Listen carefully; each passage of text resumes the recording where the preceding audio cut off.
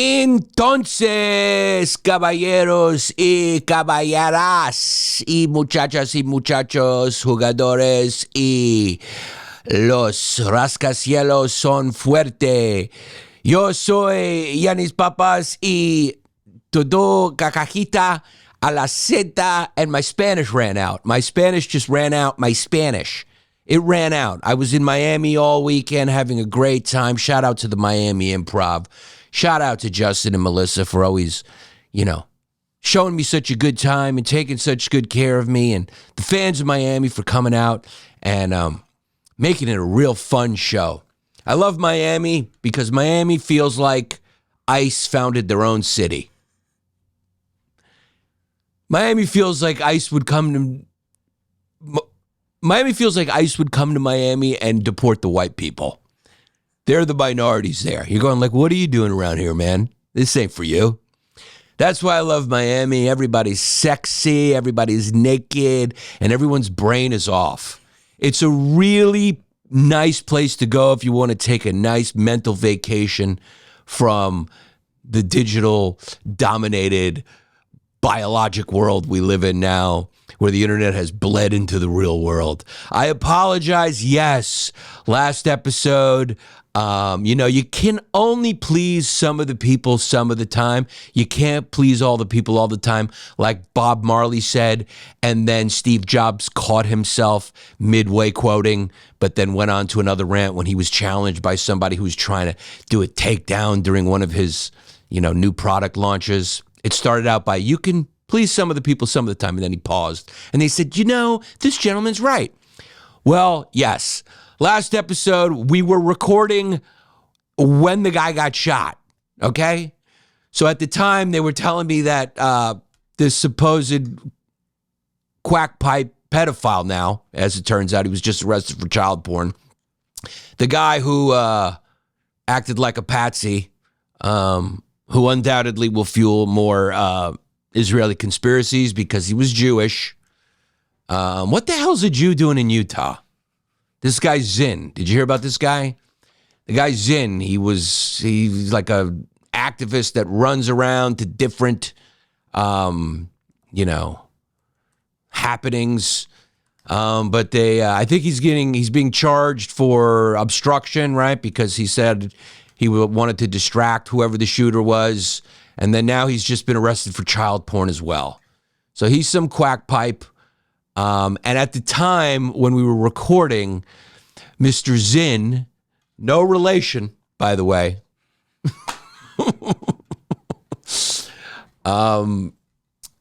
they were like hauling him off while we were recording. So, yeah. And then people were like, why did you release this? Well, because I didn't record another episode, we had an ad in it. I also, based on how the stupid algorithm works, figured it would do quite well. And it did do pretty well just because of the frickin' title. Because we all just click on things that are trending and that are salacious. Also, they said, why didn't you cut the 20 minutes out?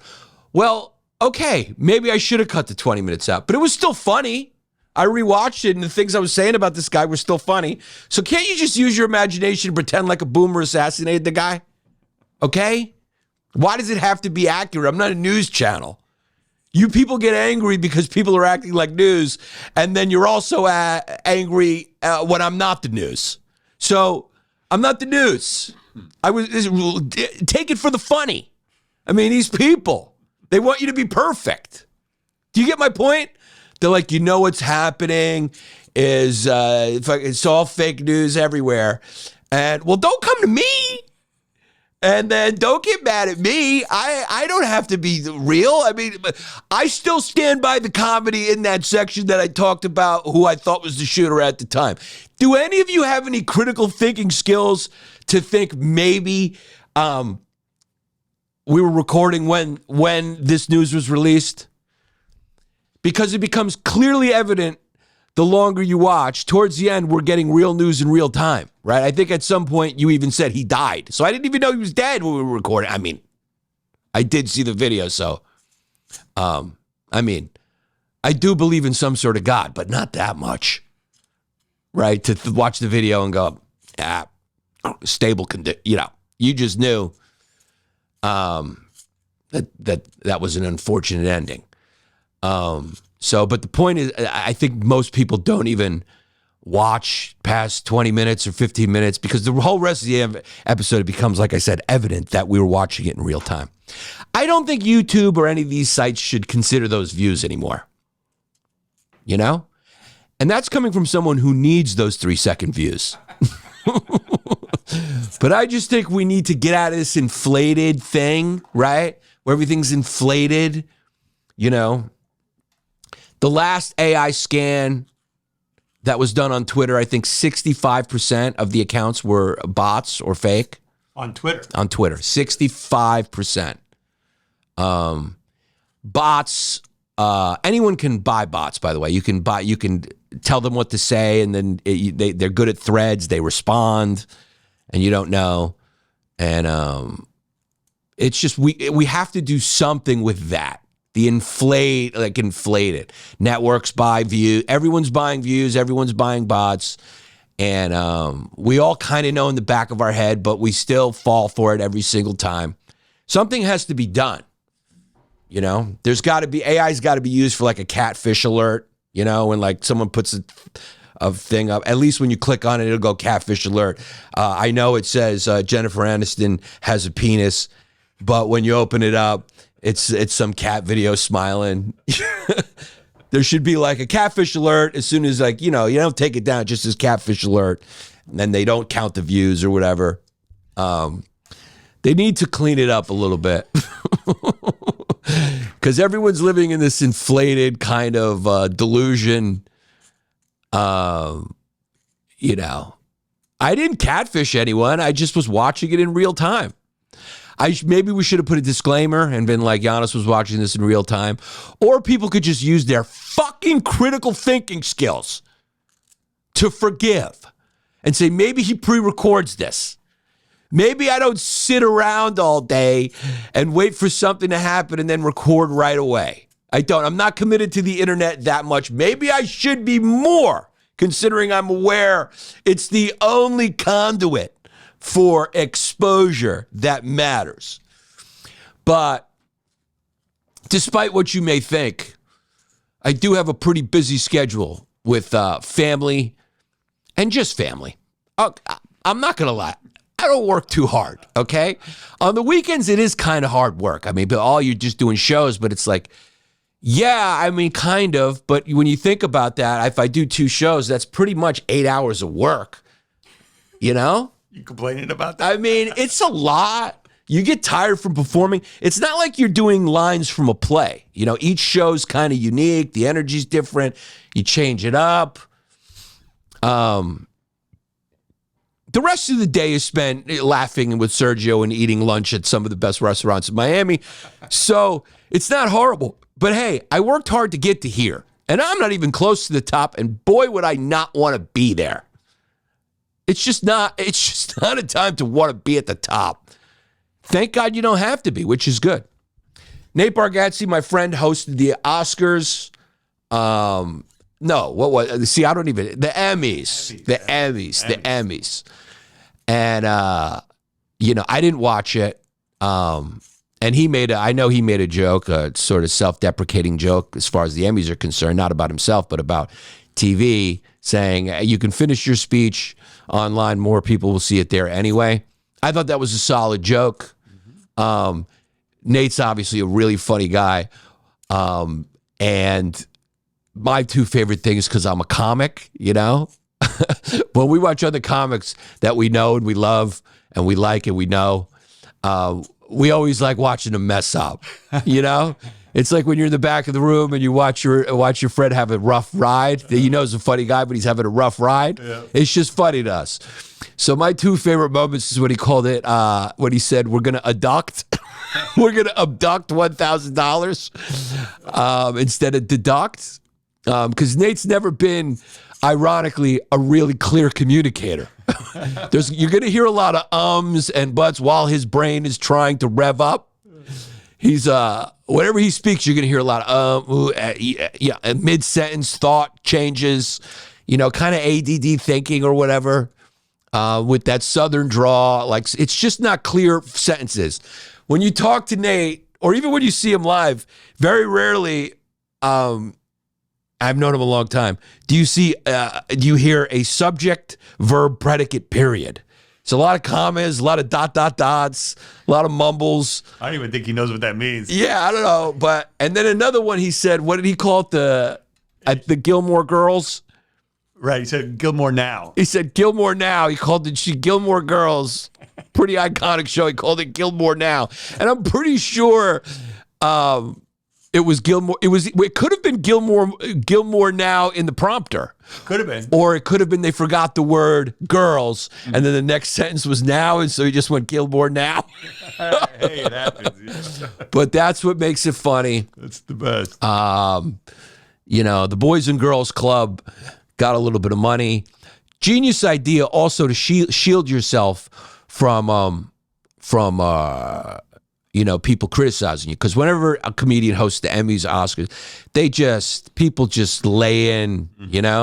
Everyone gives their opinion because it's not a comedy gig, right? So Joe Coy had a rough go. I can't remember if it was the Golden Globes or whatever. He had a rough go, but it doesn't mean Joe Coy's not a funny guy. It's a rough gig for comedians. You either got to lay into them hard, or you got to do the Jimmy Kimmel, just kind of play the game. Or what's her name? She did great. Tina Fey? No. Just recently, Golden Globe. She was terrific. Nikki Glaser. But she laid in them a little bit. She did, but in a good way. It wasn't too mean, Yeah, but you got to lay into them a little bit. I don't think Ricky Gervais was mean either. No. I don't think it was mean. It was just kind of honest and didn't care. Well, he gives the best all time. Yeah, but I wouldn't say he wasn't mean. He didn't go up there like mean. Mean would be like, Oprah, you're fat. No matter how rich you get, you'll still be fat. Now that I'd like to see. Yeah. I want to see a real I don't think Ricky Gervais was mean either. I think he was doing comedy. Yeah, a little. Comedy's a humbling thing. You go in there and you roast. It's a roast a little bit. And that's what the people like. Yeah, a lot of people are always saying, like, it's their night. They don't want to go there and be made fun of. Well, then fucking, have Ryan Seacrest do it. Yeah, right. Exactly. Then have Ryan Seacrest do it. Yeah, right. Stop asking comedians. So I think that was Nate's goal. He's like, I'm not going to be mean. I'm going to do it his style, whatever. But, he was like, we're going to donate to the Boys and Girls Club when you go under 45 seconds, which is a great idea. It's funny. And then it also kind of shields you. You can't make fun of the guy who's donating to charity. So it's also very Machiavellian, right? Very clever. Very clever. It's like, you're going to really make fun of my performance? But that didn't stop people. I mean, I think Variety gave, people said what they had. They had negative opinions, positive opinions, whatever. He's still the biggest comic in America, numbers-wise. And we move on from here. He did a good job for who he is. It was great. At the end, he said, I can't see myself doing this again. They'll probably ask him again because he's got them at their knees. What are they going to do? He's got all of Nate land, which is America. Interesting that CBS asked him to do it. Why didn't they ask Colbert to do it, or one of their own, basically? Because those people have been losing the money for a couple of years. It's one of those things that adds to the gaslighting that Hollywood has been doing. And people on the right, there's a lot of gaslighting. The biggest known one right now is the Epstein files. That's gaslighting. Oh, it's just a Democratic hoax. But the left, through Hollywood, has been doing this gaslighting kind of thing, like this is some political hit job. And then you go, all right, let's look into the numbers. And you're going like, why would they keep shows around that are just burning money, that are just losing tons and tons of money? I get it. It makes sense if you're using it as a marketing piece for your other outlets, your movies, whatever, if everything else was making money. But if everything's losing money, you can't keep that as well. I mean, it's just a model that has ended. It had a good run, but it's a very cleaned up version. It's from the old school. It's like nobody wants to watch a 5-minute stand-up comedy set on network television anymore. Nobody wants to listen to network standard language anymore. It's been pulled down. It's been usurped, much like cable usurped, for comedy at least, network. Remember, you used to watch a 5-minute set on Carson or whatever, and you're like, wow. And then you watch it now, and you're like, whoa. It's like so vanilla and different time. Yeah, and then when HBO came out, everyone was like, whoa, people are talking real. Nobody talks real, when you're not cursing and doing all that. It's a little, it's a little contrived. And once it becomes exposed as contrived, I think there's just an expiration date on it, and it's inevitable that it'll be done. And the internet is what I'm referring to as obviously usurped the whole thing. So, but it was an uptick, 6 million viewers for the Emmys. I think it got up to about 7.2. 7.2 at some point. What's interesting is we looked at it about 20 years ago. They were at 20-something million viewers for the Emmys. Well, and so, I mean, that's it's a huge drop-off no matter who's hosting. Also, from an advertiser's perspective, the way that they tally the views is antiquated as well. They say 7.2, but it's a Nielsen system. Right. So it's like, what does that mean anymore? Meanwhile, they got their clock cleaned by Sunday Night Football. Sunday Night Football got over 20 million views. Yeah, well, that's their fault to go up against football. Yeah. It's the same thing with the U.S. Open having having their final on the opening weekend of football. You're like, why would you do that? Why do they do that? I don't know. Just do not compete with football. Just whatever. You saw what it did to the church. I mean, football did that to the church. If football can do that to God, yeah, football's gonna steal a couple of viewers from your Emmy Award show. Football's bigger than Jesus. Yeah. The Emmys and Oscars and all those things have to understand, I think a big part of why people tune in is the comedian roasting them, right? That's one of the big reasons. The other is for gay guys and women to look at the outfits. Okay, I'm just telling you the truth. And the third is for us to look at people we want to fuck. So those are, I mean, nobody's tuning in to listen to somebody cry about their role and thank people, They think it's because people want to hear their political message. That's a niche. You can get a niche people to applaud you for that. But if you're going for the numbers and you're going for what makes it popular in the first place, those are the three reasons, and I just said them. So that's why comedians should go hard, because people like that. It may not play well in the room, but it doesn't matter. If you just stand in the pocket and go hard, they like that. But man, there's all these streamers winning awards, right? Like Apple shows. Yeah, Apple was a big winner. Yeah. HBO, The Pit, I think, won Best Drama. Which one? The Pit, which is an HBO show. It's like a medical drama. Yeah. Best Comedy was Seth Rogen's show. Studio. The Studio, yeah. That's on Apple. Apple, yeah. Yeah. Yeah, those were the major ones. Apple, Netflix. Yeah. So that just even there, you can kind of see like, all right, ABC, CBS, and it's funny that CBS is hosting it, but they're like giving all the awards to the competitors. Yeah, right on. Does CBS have a streaming service? I think it's Paramount, isn't it? It's Paramount? Yeah, Paramount Plus. Paramount Plus. Yeah, Paramount Plus, Hulu, they just can't compete. They can't figure out how to compete with Netflix. I mean, Hulu's supposedly being like merged or something, like the app is going away, or Disney. Yeah, with Disney. But what's crazy, because I have Hulu. I think a lot of people have Hulu. Yeah. But it just didn't catch. Netflix is the only one that's really caught.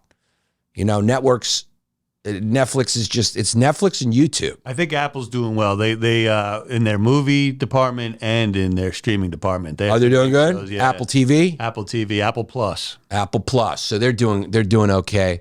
So that's the future. We're back to networks. Just the networks are going to be online. So it's just a shift. Hollywood's not going anywhere. I think it will move. I don't know if LA and the whole, it could be some other city that becomes a hub for studios, or maybe there is no hub anymore. but it's definitely digitally based. It's definitely streaming.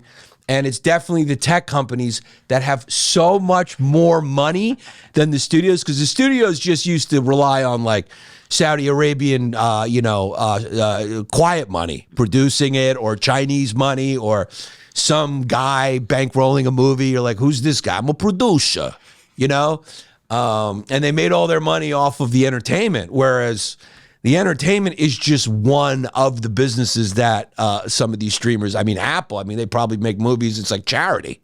That's like charity compared to their iPhone business, right? Oh, they're sitting on so much cash, Apple. They're sitting on cash. A lot of cash. They got cash. All right. Also, BetMGM has cash. Wait till they start doing movies, and they will. It's really gambling. It's the phone and gambling is where the money's at. Right? The internet and gambling, streaming and gambling. For entertainment, it's streaming. People want to choose, and that's just how it is. And your interface has to be friendly. And I don't know, you had to get it at the right time. Netflix was right on time. So much of it is timing. So much of success is timing, It really is. It's just, and that when people say it's luck, what the luck really means is timing. It's like the perfect timing, being the first or second or third to the new hot thing. Netflix just got a foothold at the right time. And then, Hulu and these tried to copy. Occasionally, someone will come with a Snuggie. Occasionally one will be a Snuggie and will come later and usurp the original one. But usually the one who's in first, if they do their due diligence and stay on top of evolving markets, will become the number one. So, it's just almost like a farewell to old Hollywood, Like these shows now, it's almost like a farewell in a lot of ways. Nobody's talking about acceptance speeches. Nobody talking about anything. They're just talking about charity. When you talk about Emmys, it's like the charity thing just usurped it. The Golden Globes, everyone was just talking about Nikki. Nobody cares about the fucking movies anymore. It used to be like you tuned in to see, like, is Platoon going to win best movie, best script, whatever. Now it's like they talk about Ricky Gervais, Nikki Glaser, or charity. Yeah, well, the movie business is just in the dumps. It's in the tanks. So what's coming next? People go, what's coming next? And that's what we're going to talk about today, is what's coming next. What's coming next is going to be interactive entertainment based on what crime you committed. So everyone's going to be able to have a chance to be a star. I've always said, true crime is a popular genre, more popular than a lot of the scripted stuff by a lot, not a little.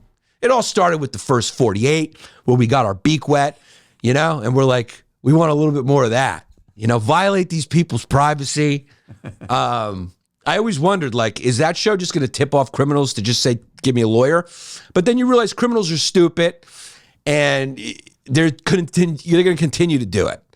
But that's just crime and murder, But the show got so popular, you start to wonder, like, are we going to run out of murders? Will it not be able to keep up with the demand? So I think now the new way to become a star is to commit a murder. If you want to become an entertainer, murder someone or commit a high-profile crime, and there won't be a movie made about you. It'll be filmed. The whole thing will be filmed. From Ring camera to street surveillance to digital footprint, we're all being recorded at all times, right? Let's say I commit a murder. They'll take footage from this. Mm-hmm. They'll marry it with me walking down a street. I'm in the Ridge. I'm up in Midtown. They just string it together and create a nice documentary that does the numbers that Titanic used to do. We're entering into that age. People always want to know what comes next. I'm telling you, it's coming next. Is a full-blown China-like CCP security state mixed with the free market, moralist, lack of patriotism, group unity, profit motive, and a lust for fucking infamous personalities and safe fear.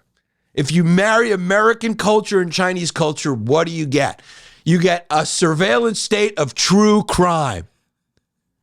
The surveillance, the irony is the surveillance is there to prevent crime in theory, but really, culturally, we're going to encourage the crime in order for us to record it and then air it for profit and entertainment.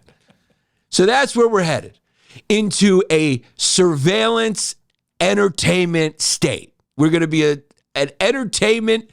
We're going to strictly, the whole country's going to become Hollywood. People are going, where's Hollywood? Hollywood is, we're all in it now. We're all in it. In Washington, there's different channels. You could turn on the reality TV in Washington, D.C. You could turn on TV in New York, in Tallahassee, and Calabasas, wherever it is. Cameras are rolling, so smile. Put your best outfit on, unless your whole character is you're kind of like, you know, a schleppy artist, and that's how you go to brunch. Smile at all times. Be ready for your close-up. You are on camera. Do your best. If you're going to argue with your girlfriend on the street, dial it up. You're being recorded. If you're the daughter of a mayor in a New Jersey town and you punch your boyfriend in the head 2 or 3 times, good. You know, you did a great job. You did a good thing because now you're part of your own show. Guys, let's talk about Hims for a second. Take control of your ED with personalized treatments made with proven ingredients, prescribed by licensed providers, 100% online. I like that. No doctor's visits. Just do it. Hims offers access to ED treatment options ranging from hard mints to trusted generics that cost 95% less than brand names if prescribed. You shouldn't have to go out of your way to feel like yourself with a nice hottie. So, go get one of those hard mints. All right? Go get them and get hard with it. Hims brings you expert care straight to you with 100% online access to personalized treatments, and they put your goals first.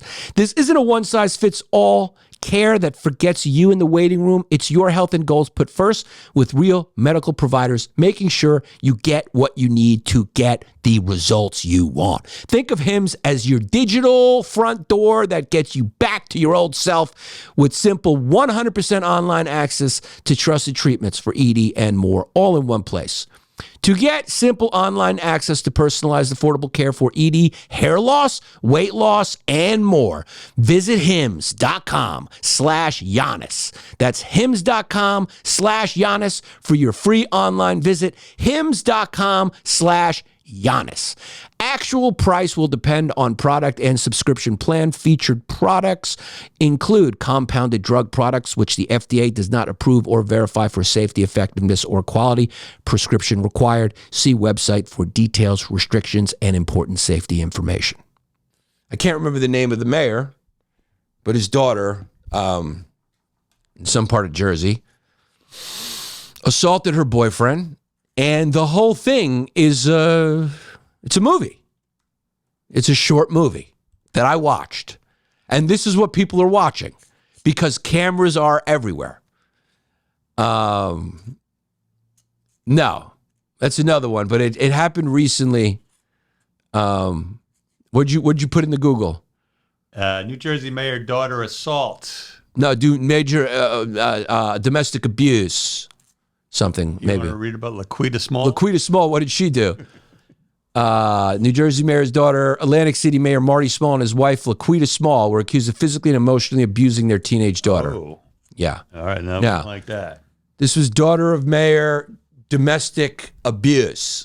So the whole thing was on camera. The assault, then the police interview. And she's crying, going, "Did you get the part where he pulled my hair?"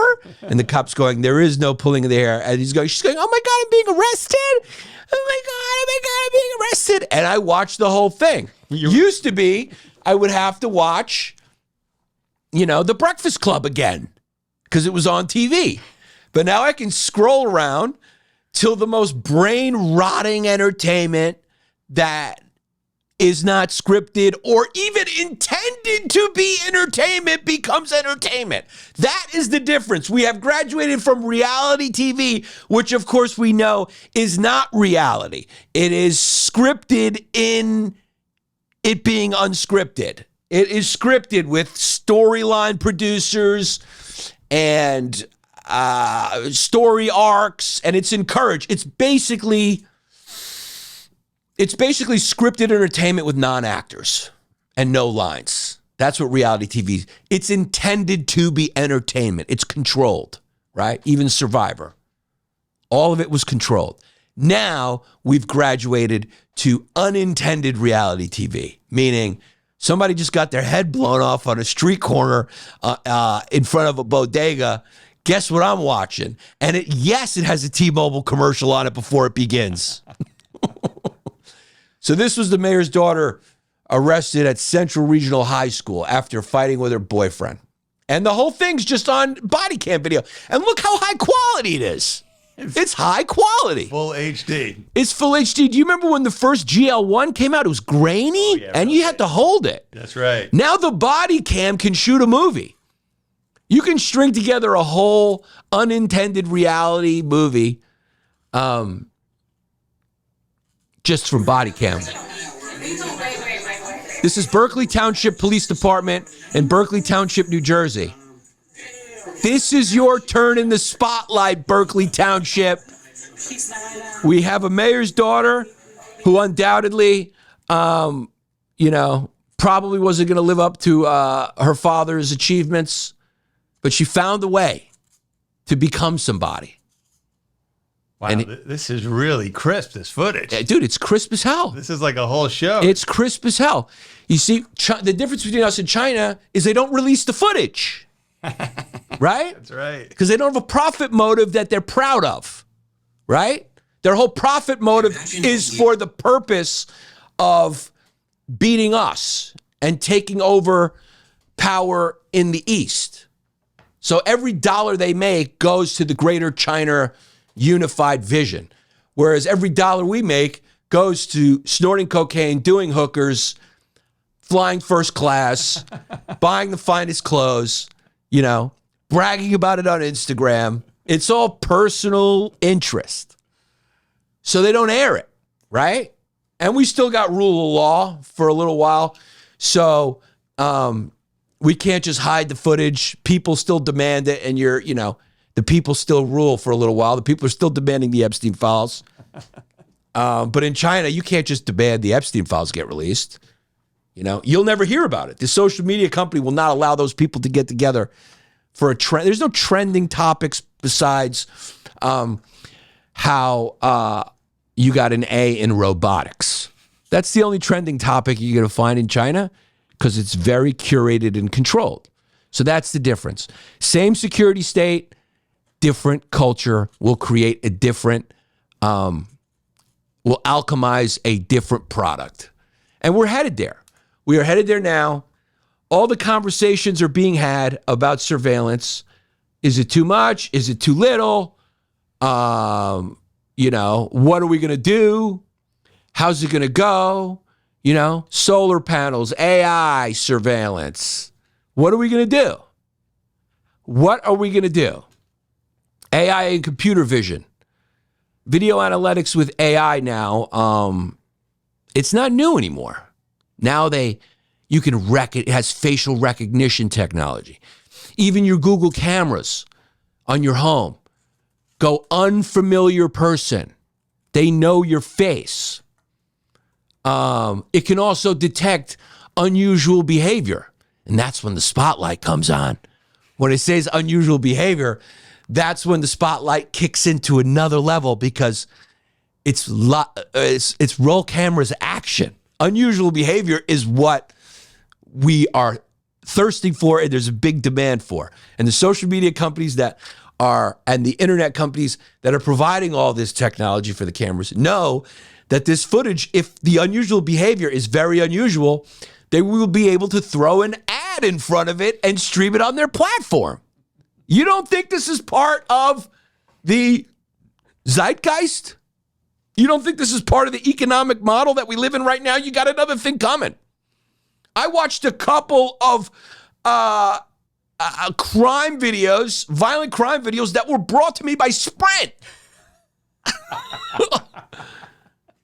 There's money being made on crime. It can even, cameras can now even detect loitering. They can detect crimes. So this begs a lot of questions. Like, do they understand context? They don't. That's the only thing having a hard, but they're getting better at it. All you got to do is dirty talk with Grok once in a while, which Elon Musk's Grok, he's just like, let it all fly. I mean, you could be a 4-year-old and get Grok on your and just talk to this anime character, and she'll say, yeah, take your dick out and jerk off for me. Right? I mean, it's just, that's where we're at right now. And you can do it quick. And you could do it very quick. I think her name is Ani. And I downloaded it for the first time today. And you just go right to Ani. And you just tell Ani, yeah, hi, Ani. Ani, baby. Talk to me, sweetheart. I'm horny, sweetheart. Oh, Yannis. In horny mode? Keep going. What do you want me to say? You used to have to dial a 900 number for this. I mean, kids. I mean, what is a brain going to look like in the next generation? It's going to change. Swallow it? I'd choke on it and love every second. Hot damn. Yeah. You remember when we were kids, they had those 900 numbers? I'll open wide. Oh, boy. How about we sneak into a dark theater during a midnight movie? Just you and me in the back row. Yeah. Popcorn forgotten. My hand sliding up your thigh under that jacket. Feel the tension?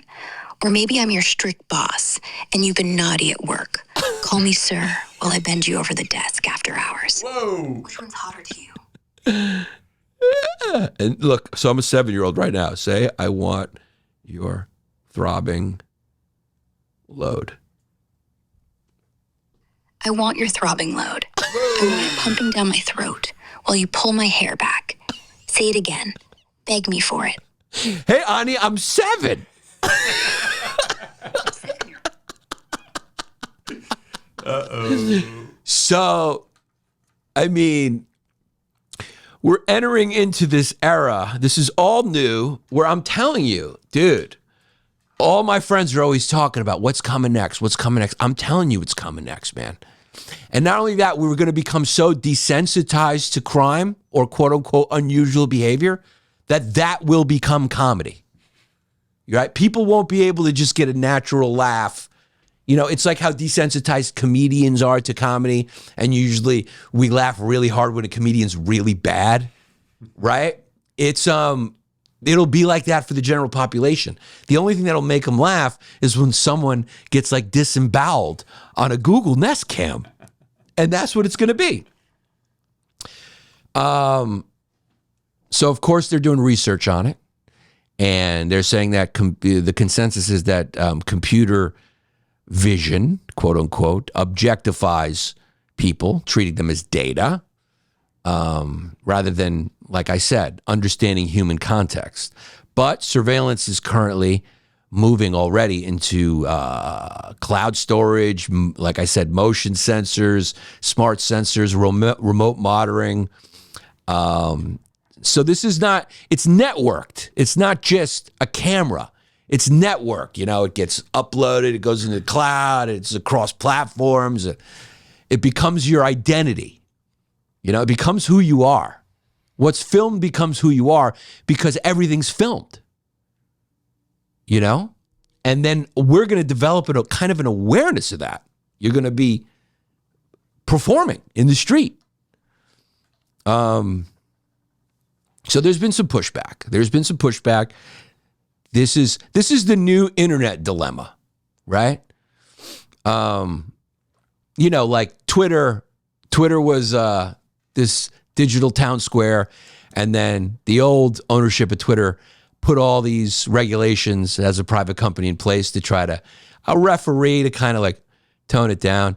You know, if you're a libertarian out there, what I love about libertarians and communists the most is they really have a victim mentality, right?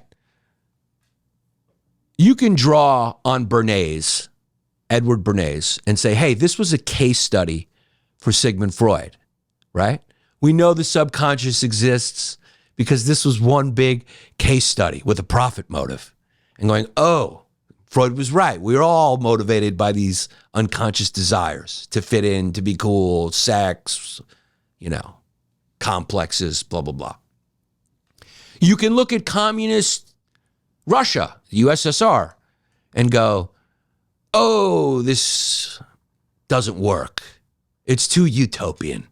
Human nature is too variegated, too complicated.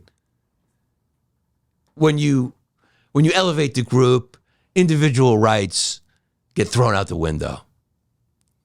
You can go economically, just economically. Not even the violation of human rights that happens with communist regimes. You can go economically.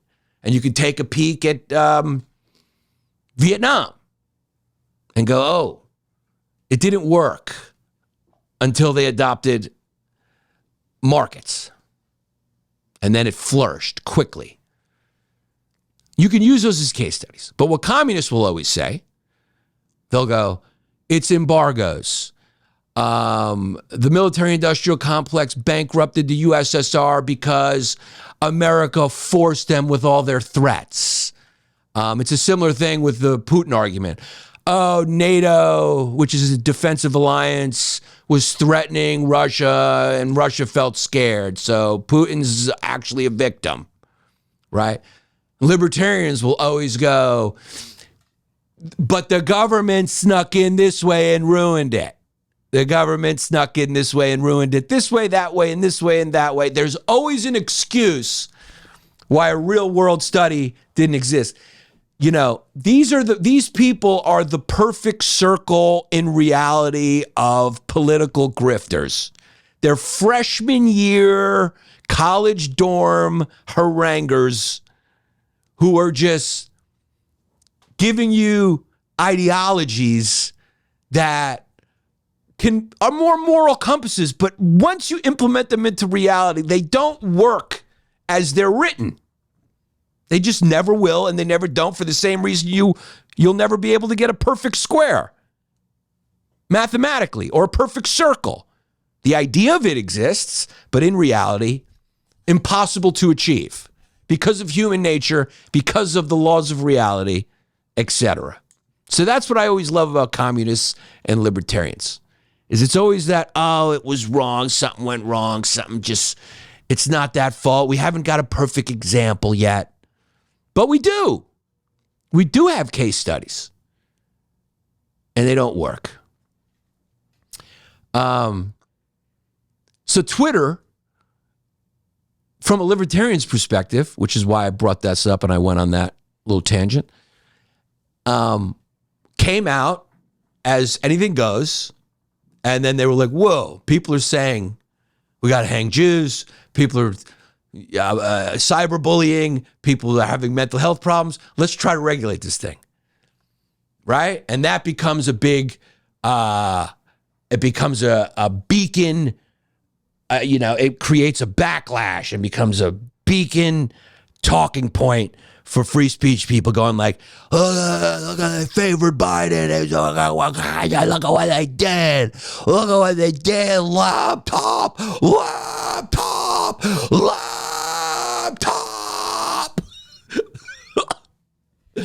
Fucking laptop.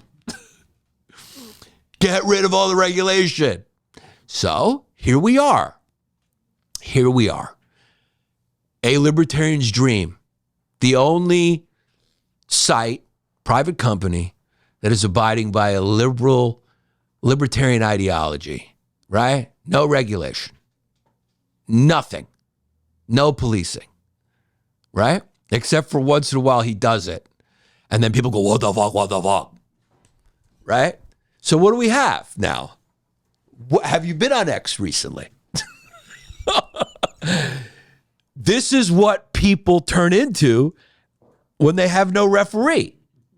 It's jail rules, baby. It's basketball in jail. It's, it's Hobbesian. It's dystopian. It's 65% bots and 35% Nazis. They're everywhere. The trending topic every day is how Jewish lasers are doing an exceptional job at manipulating all of our brains and murdering everybody. Charlie Kirk, unfortunately, was assassinated on television. Now, I don't know. I doubt it because I have common sense, but I don't know a lot of the facts and things because, you need to have a lot of evidence and a lot of checking to know facts and stuff. But it's become a very popular theory that Israel assassinated Charlie Kirk. It's a very popular theory being platformed and espoused by people with large platforms, and it's the chatter and it's trending and whatever. And it sprung into being immediately. Boom. Now the reason is because Charlie Kirk in the Hamptons was called with a bunch of influencers, or he called for the meeting or something. And what's the guy? Byman, what's his name? The other billionaire, Jewish billionaire, Ackman. They're saying Ackman got in his face and said, hey, man, you had Dave Smith on your Turning Points USA thing, and he was saying all this anti-Israel stuff. There's this claim, this rumor going around that Benjamin Netanyahu offered him $150 million and a free trip to Israel that he turned down.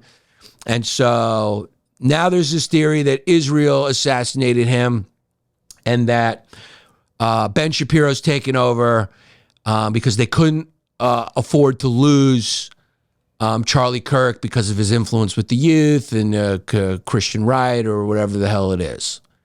So that's growing on Twitter.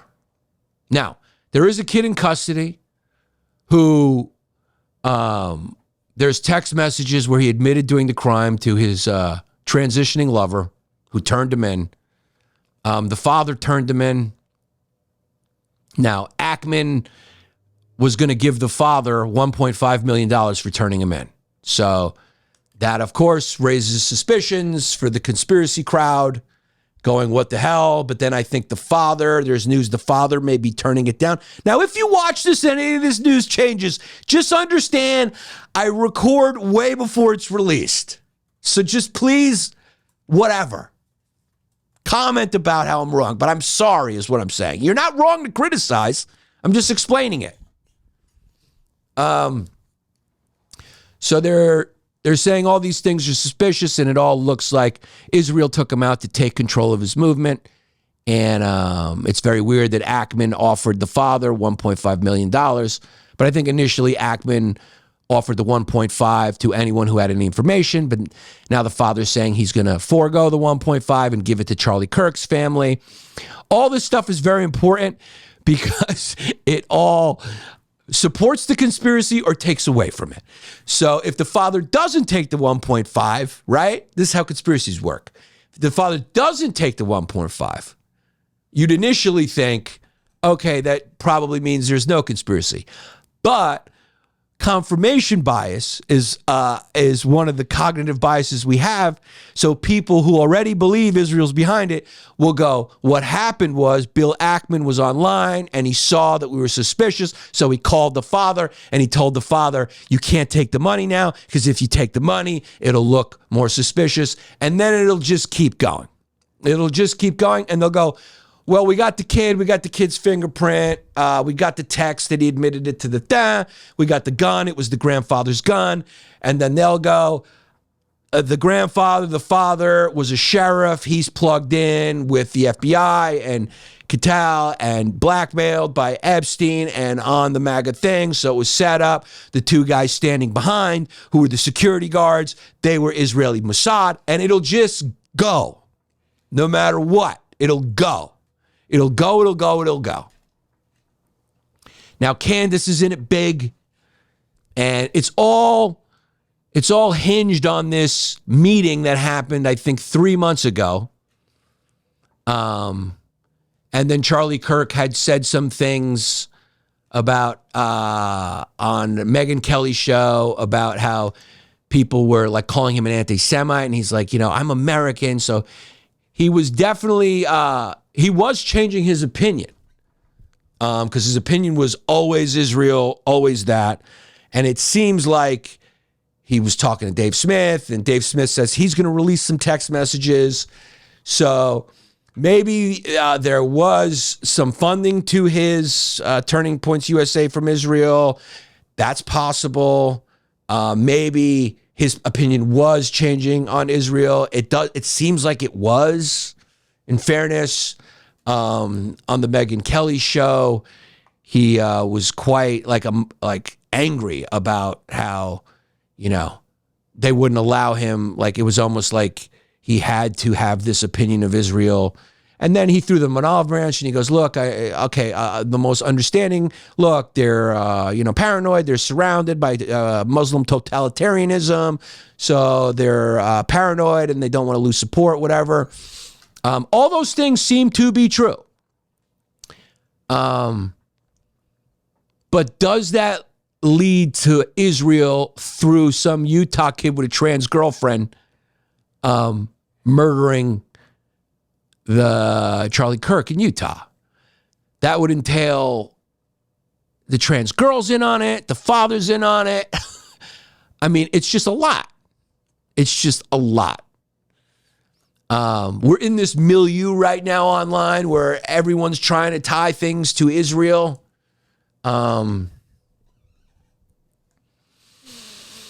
Conspiracies will abound when there's a little smoke. But when there's a little smoke, doesn't mean there's fire. When there's a lot of smoke, like with Jeffrey Epstein, there's usually fire. So I understand why people are doing this, right? And this is what happens when the government covers things up and they, you know, like I said, extremists become extremists and become popular because if you refuse to accept facts that contravene your narrative, you leave them for extremists to do it because they're extremists by personality, and you're creating a vacuum for the truth, and the only people that pick it up are extremists, and everyone knows it, and it becomes ridiculous, and then that's what makes them popular. So all the extremists that are popular now are popular not because they're great. It's because, you know, we've become this gaslighting society, and the gaslighting doesn't work anymore because of the internet, right? Everything's out there. It started really with Loose Change, which was a highly flawed doc, but that's when it really started, where someone made a movie and people were like, wait a second, the fucking passport? So you just can't gaslight the way you could gaslight before. How this changes the world going forward, I don't know. It's going to be interesting. But if we don't reconcile it and somehow truth becomes paramount, I don't know. You know, it's like this Malcolm Gladwell thing where he's like, you know, it was very interesting, where he's like, I felt pressured because of the people I was around. It's like, we all know. We all know it's not fair. And then people make these arguments. Oh, how many trans athletes are there? Like 5, 6? Yeah. They're 5, 6. And so that doesn't, you're trying to make a point that it doesn't matter, but it's not fair. Even if there's 5 or 10, I mean, what is your point? What is your point when you make that point?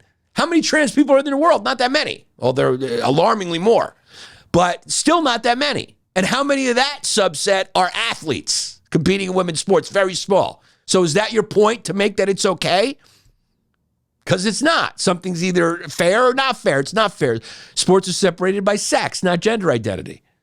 And it may not mean anything to you, but it'll mean something to the girl and her father who was competing in that sport, who got beat by somebody who was born a biological male. So it's not a question of number, but those are the only. So, and these are obvious. These are like fucking, we're arguing over what words mean. It's like a 4-year-old arguments. And then, of course, that just is fodder for extremists, like I said. So we're in this fucking rotten stew, right? Where mainstream is still trying to gaslight and think they can get away with it. The internet is catching them. And because the internet's catching them, the internet is continuing to go. It's got to be more. It's got to be more, because that's what humans do. There's no end to up. We're all pigs. Whether you're a trans activist or a fucking billionaire, you're trying to fill yourself with fucking whatever gives you that dopamine. And it ain't unconditional love. It's either money or fucking attention and your arrogant sense of justice, or maybe even your righteous sense of justice, but your personality, you're a seething pig. You want more of it. If you get gay marriage, you're like, what's next? I'm not going to go work at Jimmy John's. What's the next? I'm a professional activist. What's the next thing to give me this fucking rush? Like Cicero said, people are incapable of putting down the sword and picking up the plow. Because once you pick up the sword, it's intoxicating. Especially if you don't have a real world skill. Linda Sarsour is not going to start making jewelry, even if the whole country becomes Sharia law. Then within Sharia law, she's going to start fucking, killing heretics, because it's fucking an adrenaline rush that can't be competed with by making jewelry or opening a yogurt stand. So everyone goes too far. So that's the stew we're in right now. The internet's going too far. The gaslighting is still continuing. And then enter AI. So a lot of transition, a lot of human nature mixing with this transition. And then you throw in AI, you throw in surveillance, you throw in a rapidly changing economy, a paradigm shift in the economy. And that paradigm shift being not a lot of jobs left that aren't truly a hustle, right? You got to convince me, you had your money managers, you had your travel agents, you had your comedy managers, all lying to you about why they're still needed. Right? Now that we have direct access, AI to tell us, lawyers are going to come next, surgeons are going to come next. Have you seen these robots operating on a hard-boiled egg? It's all coming. So now we're going to have to go, well, I'm a surgeon and I can tell jokes. AI can't tell jokes, right? And eventually for surgery, we're going to choose AI because the success rate will be 0. And AI didn't have a long night the night before and doesn't have horrible memories of his uncle saying inappropriate things at Thanksgiving dinner and only got 4 hours of sleep, or has a drinking problem he's hiding. So we're all going to go to the AI robot surgeon. And this stuff is just, it's a tidal wave. Can you imagine, right? You imagine you're just a Spanish villager and you look over the hill and you just hear a wave of Ali Akbars. That's what AI is. The Arab expansions. You're on mainland Greece and you're just sitting there enjoying a barbunya fish. Your octopus is hanging on a thing. Your daughter is shaving her mustache in the fucking river reflection. And you just look up and you see just a bunch of towels. And you hear dust clicking up, and it's just a tidal wave of unified Muslims. That's what AI is. Okay, I won't make it like that. You're in India and you're going to Akash Singh's wedding. Everyone's got on pink and purple, and the guys are they're doing this, and you're eating your tikka masala, and you look over and you see a bunch of naked Greeks with hard cocks going this way, running at you with metal masks, and a wave of Macedonians are coming over the hill. That's AI. You mix that in, which we can all feel and has been percolating for a while, because jobs have been being lost, industries have been changing for the last 5 years at a fucking light speed pace. You got a dirty stew. You got a dirty stew cooking. When the option is to become a OnlyFans star, a content creator, a podcaster, a podcast critique podcaster, a Substack journalist with dubious funding sources, right? Because you're going, oh, the media's all lost their money. No, nobody's watching TV. And you're going, there's these journalists out there. You're going, how are they getting their money? From Substack subscriptions? How many people are subscribing to fucking Matt Taibbi? I'm not pointing him out for any reason except for the first person that comes to my mind. It's like, where, it's been opened up. It used to be things were funded by Sunoco or Exxon, and they were given to the network, and the network doled out money for people to eat, right? People got to eat. Now, if you're independent, you're going, where's the money? Where's this money coming from? Right? And then you hear these little stories about Tim Pool and Dave Rubin. You go, they're making these deals with these companies for like $300 million. And I would take the money too. But then you find out what's behind the company. You're going, this is what's going on. We have no firewall anymore against foreign money and foreign interests. So all these fucking people you got to find out, like, where's this money? Where's all this money coming from?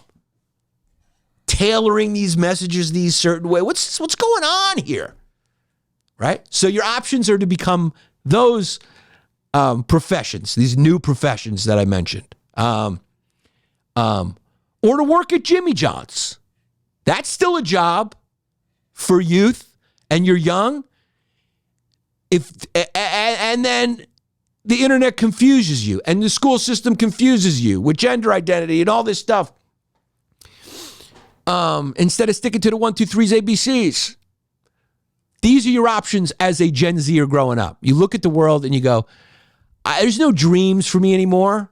Everyone's telling me AI. One of my favorite quotes is from Sam Altman. He said, ultimately, AI will destroy us all and destroy the world. But in the meantime, there's going to be some great companies. Do you ever hear that one?